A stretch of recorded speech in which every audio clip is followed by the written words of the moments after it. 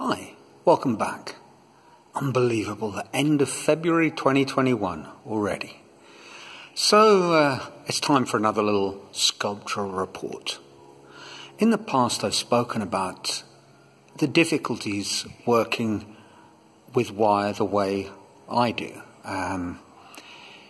You go from the small detail and work out the big picture, whereas if you were modelling in clay, you'd begin by creating a structure, put into position big volumes, and then gradually refine them down to the small, to the detail. So wire, almost inevitably, because of structural problems, you have to work in an opposite way.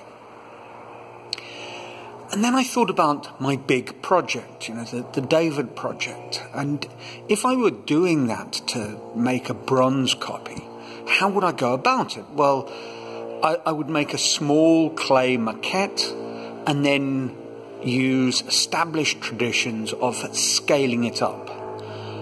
Or perhaps, as has been done, as I've seen done, if I were making an enormous head or figure out of welded metal, I'd make a small clay maquette, perhaps scale it up using computer technology, get someone to produce a mold or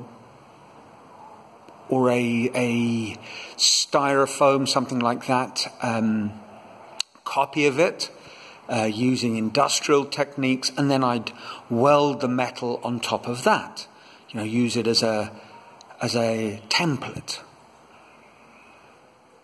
But the more I thought about the nature of working, of how I work with wire, that I'm doing things in a kind of opposite way, I realized that perhaps in doing this big project, I need to do it in an opposite way.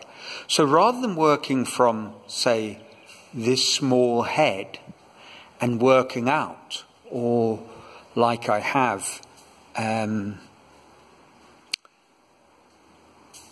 making a model and then scaling it up, perhaps I need to work in an opposite way.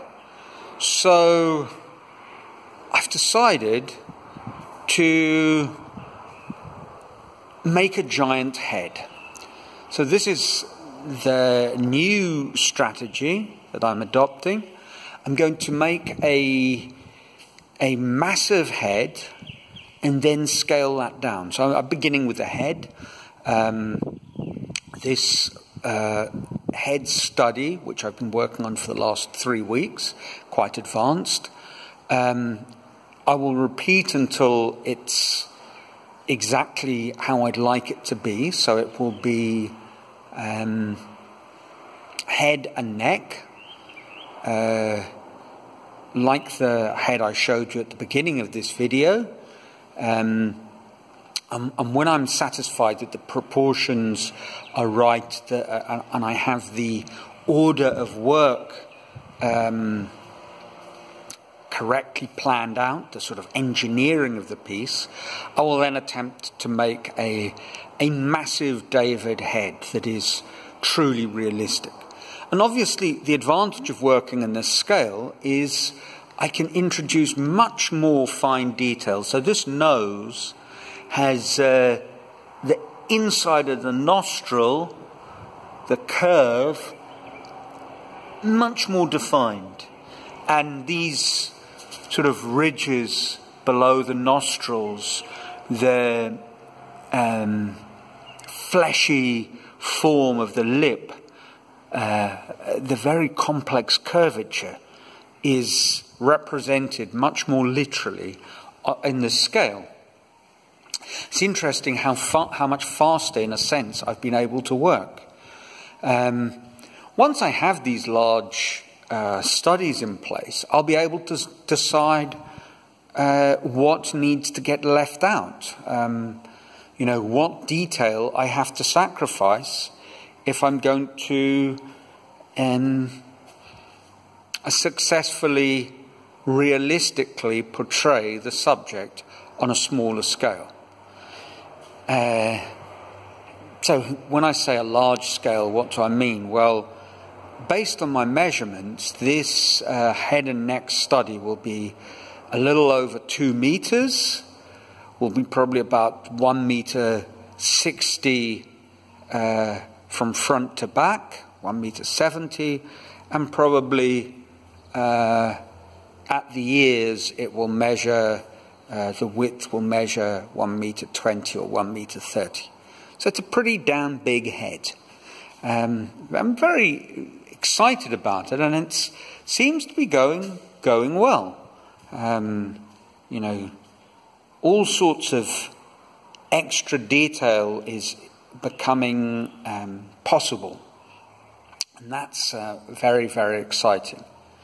Another thing that I've refined over or finalized over the last month is I definitely have the source for anatomical reference and information that is ideal for me.